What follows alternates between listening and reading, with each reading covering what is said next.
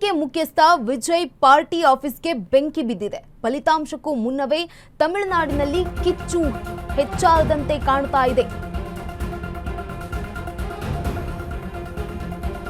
ಫಲಿತಾಂಶಕ್ಕೂ ಮುನ್ನವೇ ತಮಿಳುನಾಡಿನಲ್ಲಿ ಕಿಚ್ಚು ಜೋರಾಗ್ತಾ ಇದೆಯಾ? ಟಿವಿಕೆ ಪ್ರಚಾರದ ಕಚೇರಿಗೆ ದುಷ್ಕರ್ಮಿಗಳು ಈಗ ಬೆಂಕಿಯನ್ನ ಹಚ್ಚಿದ್ದಾರೆ.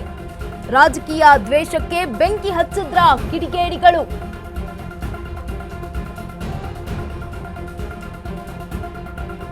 ಟಿವಿಕೆ ಕಚೇರಿಗೆ ಬೆಂಕಿಯನ್ನ ಇಟ್ಟಿರುವಂತದ್ದು. ಚುನಾವಣೆ ಮುಗಿದಿದ್ರೂ ಹೊಗೆಯಾಡುತ್ತಲೇ ಇದೆ ದ್ವೇಷ. ಬೆಂಕಿಯ ಕೆನ್ನಾಲಿಗೆಗೆ ಸುಟ್ಟು ಭಸ್ಮವಾಗಿದೆ ಈಗ ಟಿವಿಕೆ ಕಚೇರಿ. ಅದೃಷ್ಟವಶಾತ್ ಯಾವುದೇ ಪ್ರಾಣಹಾನಿ ಸಂಭವಿಸಿಲ್ಲ.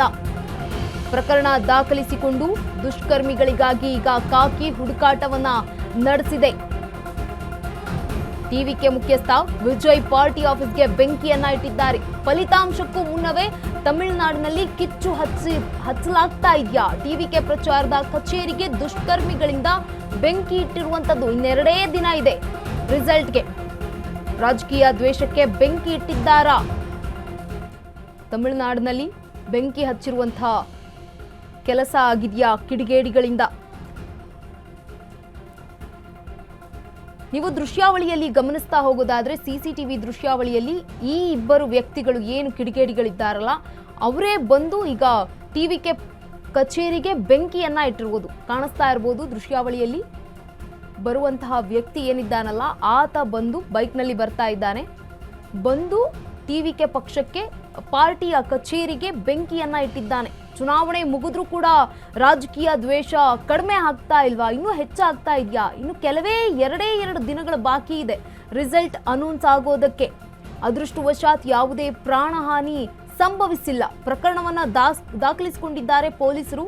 ಈ ಇಬ್ರು ಕಿಡಿಗೇಡಿಗಳಿಗಾಗಿ ಈಗಾಗಲೇ ಪೊಲೀಸರು ಹುಡುಕಾಟವನ್ನ ನಡೆಸಿದ್ದಾರೆ. ನೋಡಿ, ಬೆಂಕಿ ಇಟ್ಟಿರುವ ಪರಿಣಾಮ ಯಾವ ರೀತಿಯಾಗಿ ಪ್ರಚಾರದ ಕಚೇರಿ ಸುಟ್ಟು ಭಸ್ಮವಾಗಿದೆ ಅಂತ. ದುಷ್ಕರ್ಮಿಗಳು ಈ ಒಂದು ಬೆಂಕಿಯನ್ನ ಇಟ್ಟಿರುವಂತದ್ದು. ರಾಜಕೀಯ ದ್ವೇಷಕ್ಕೆ ಬೆಂಕಿ ಹಚ್ಚಿದ್ರ ಅನ್ನುವಂತಹ ಪ್ರಶ್ನೆ ಈಗ ಎದ್ದಿದೆ ರಾಜಕೀಯ ವಲಯದಲ್ಲಿ. ತಮಿಳುನಾಡಿನಲ್ಲಿ ಕಾಮನಾಯಕನ್ ಪಾಳ್ಯಂ ಟಿವಿಕೆ ಅಲ್ಲಿರುವಂತಹ ಒಂದು ಟಿವಿಕೆ ಕಚೇರಿ ಇದು. ಆ ಕಚೇರಿಗೆ ಬೆಂಕಿಯನ್ನ ಇಟ್ಟಿದ್ದಾರೆ. ಚುನಾವಣೆ ಮುಗಿದ್ರೂ ಕೂಡ ಇನ್ನೂ ರಾಜಕೀಯ ದ್ವೇಷ ವೈಷಮ್ಯ ಇನ್ನೂ ಮುಗಿತಾ ಇಲ್ವಾ ಅಂತ. ಅದೃಷ್ಟವಶಾತ್ ಯಾವುದೇ ಪ್ರಾಣಹಾನಿ ಸಂಭವಿಸಿಲ್ಲ. ಅದೇ ಒಂದು ಪುಣ್ಯದ ಆಗಿರುವಂತಹ ಕೆಲಸ. ಯಾಕಂತಂದ್ರೆ ನೋಡಿ, ಯಾವ ಹೊತ್ತಿನಲ್ಲಿ ಬಂದು ಅವರು ಬೆಂಕಿ ಇಟ್ರೋ ಏನೋ ಗೊತ್ತಿಲ್ಲ. ಪುಣ್ಯಕ್ಕೆ ಯಾರು ಇರಲಿಲ್ಲ ಅನ್ಸುತ್ತೆ. ಕಚೇರಿಯೇ ಸುಟ್ಟು ಭಸ್ಮ ಆಗಿದೆ. ಈಗ ಈ ಇಬ್ಬರು ಕಿಡಿಗೇಡಿಗಳಿಗೆ ತಮಿಳುನಾಡಿನ ಪೊಲೀಸರು ಹುಡುಕಾಟವನ್ನ ನಡೆಸ್ತಾ ಇದ್ದಾರೆ.